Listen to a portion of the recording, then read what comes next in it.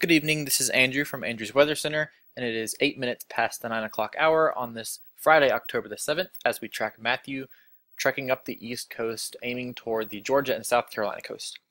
And over the past few hours, Matthew has maintained its strength. It has dropped to a Category 2 and has weakened very, very slightly, but the pressure is still down in around 948 millibars, so it's not weakening very fast, and it's not necessarily gaining strength either. It's just kind of holding steady, and you can tell from this radar image it's pulling a lot of moisture off the Atlantic Ocean like as was expected. So a lot of these areas, if I turn on these county borders here to maybe familiarize yourself with the area, pulling in a lot of moisture, and a lot of these areas down here, Jacksonville is in this area. Well, the map would not move. And then the border of South Carolina is up here. And if we zoom in on this radar image so it doesn't jump around so much, there we go. The Jacksonville area is down here. This is from the Jacksonville radar. And a lot of those areas got a lot of, I won't say minor storm surge effects, but got some effects that could have been much worse if the eye would have been closer to the land, but luckily it stayed off land. So that was a good, fortunate thing, but as this moves up through the night, it's not looking quite as promising for areas along the Georgia coast right here and up in Folly Beach, South Carolina, Pawleys Island, Charleston, even up to Myrtle Beach, still has quite a risk of some significant storm surge tonight. So as we look going into the future, this is the high resolution rapid refresh from College of DuPage Meteorology, and as we look, this precip shield is actually beginning to enter the southern part of North Carolina. And if you're watching this video from the sand hills or the beaches of North Carolina, you'll probably start to feel that rain from the northern shield of Matthew soon, and it's just going to build in, and once it starts raining, it'll keep raining. And the steady rain is what's going to give North Carolina a lot of rain over the next 24 hours, a very solid, constant rain that's going to cause a lot of issues for travel and things like that. So as we roll across here, this is over the overnight hours and into the wee hours of the morning. You might be woken up by some heavy rain and gusty winds hitting against your window in the night. So a lot of this heavy rain is going to arrive tomorrow between mid-morning and afternoon on Saturday. And if we look at outages, over 1.1 million have lost power in Florida. That was via Florida Emergency Management. And but as the hurricane begins to move back toward Georgia and South Carolina, North Carolina takes its kind of secondary aim, we can see that lots of power outages in Florida. I'm particularly worried about the Savannah area because some tidal gauges have been above average already in its low tide. I think I saw where high tide in Savannah is at 1:18 a.m. Eastern Daylight Time. So the sea is going to continue to rise in areas like the Savannah River. Water levels are still going to rise, and the storm surge is going to continue pushing. If we go back to the radar here, you can see this is just going to keep pushing water towards Savannah, this area right in here. And it's starting to bear a little bit to the left. You can see the sort of eye feature.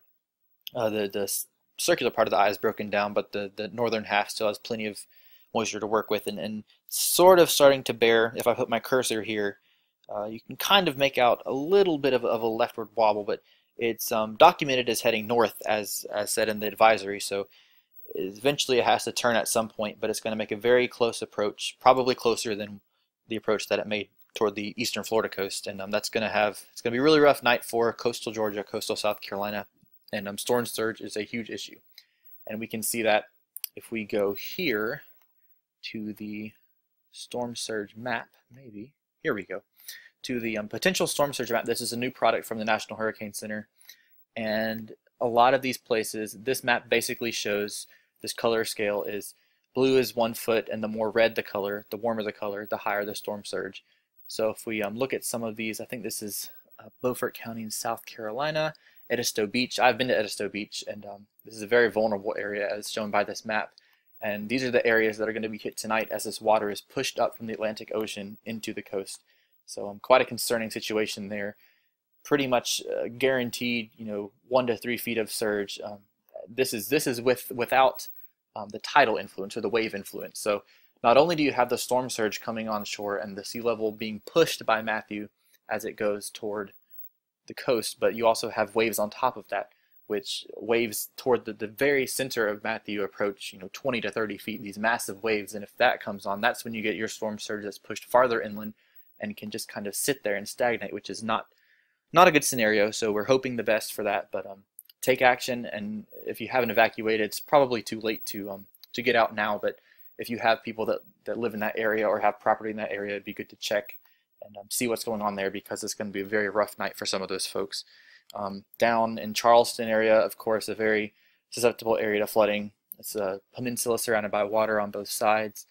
A lot of areas to watch tonight to see what the potential impacts will be, because it's probably going to be very far-reaching. You can see a very vulnerable area here as well, all the way up to Myrtle Beach and into North Carolina.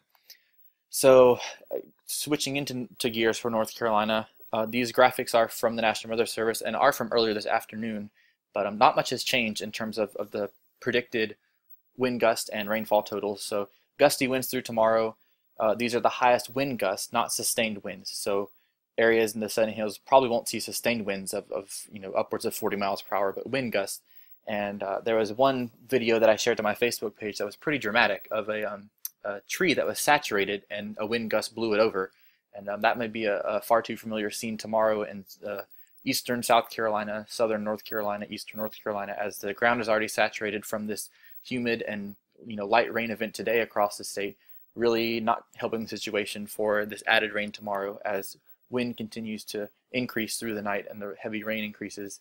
That rain pulls down the winds at the higher levels of the atmosphere and blows these trees down, and that of course perpetuates power outages and travel concerns. So certainly don't want that to happen, but it may become a common sight across North Carolina tomorrow as trees come down. And coupled with that, we have the rainfall forecast here, also from the National Weather Service in Raleigh. You can access these graphics on Facebook, on their Twitter, or I believe on their website as well.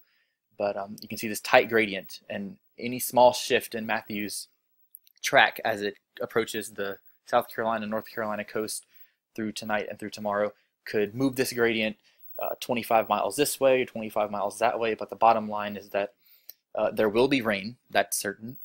How much is the question, but these numbers become trivial after you hit about the 3-inch mark, because after that your urban flooding starts, your flash flooding starts, rivers begin to rise slowly into minor flood stage, you get ponding on roadways, travel becomes difficult, and once you get, if you get 6 inches versus 5 inches, the impacts aren't going to be hugely different. It's going to be a very high impact rainfall event, but don't get caught up on the numbers. Just know that it's going to be, if there's any day that's going to be a washout in the year, it's going to be this one. And it's not so wise to travel tomorrow.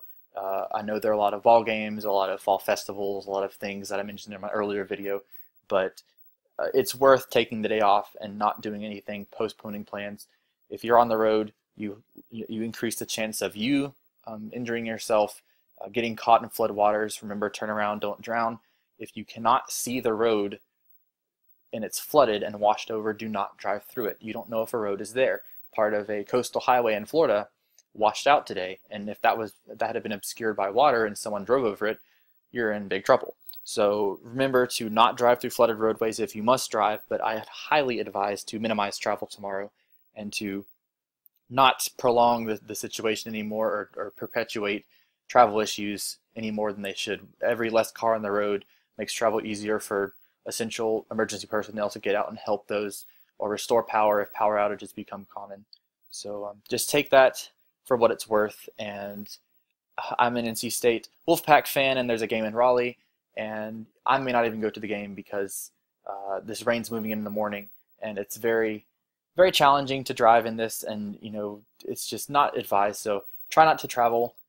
Take the day off, stay at home, watch the rain, and secure any loose lawn furniture, as these gusty winds will blow things around. So just take all those things for what they're worth, and I will have another update probably tomorrow morning sometime. And until then, stay safe, review your local forecast, pay attention to information from the National Hurricane Center, your local news stations, and National Weather Service offices, and stay tuned to Facebook page for videos that I may be sharing or updated information. And keep those in the coastal areas of Georgia and South Carolina in your thoughts tonight, as they have a rocky night ahead. So until next time, stay safe.